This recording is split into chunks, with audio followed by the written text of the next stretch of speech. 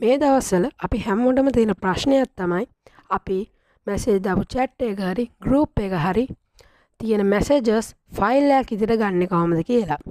ඔව් අපි දැන් බලමු මේක කොහොමද කරන්න කියලා. ඔයාලට කැමති group එකක් හරි chat එකක් හරි open කරගෙන දකුණු පැත්තේ උඩින්ම තියෙන dot තුන click කරන්න. ඊට පස්සේ මෙතන යටින්ම තියෙන more option එක උඩ click කරාම export chat උඩ click කරන්න. ඊට පස්සේ ඔයාට option දෙකක් බලා ගන්න පුළුවන්. include media ද without media ද. include media select කරොත් ඒක ඔයාගේ media කියන්නේ videos එක්ක ඔයාට ගන්න පුළුවන්.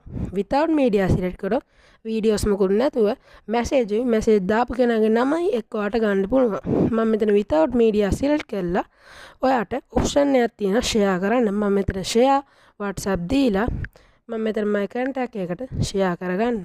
මේ විදිහට ඔයාට ඕන ෆයිල් එකක් share කරගන්න පුළුවන්. මම මේක open කරාම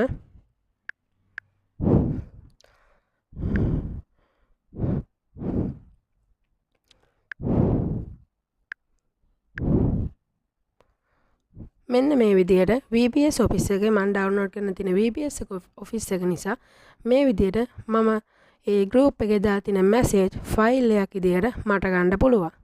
මං හිතනවා ඔයාලට මේ වීඩියෝ එක තේරෙනවා කියලා. එහෙනම් channel එක subscribe කරන් යන්න.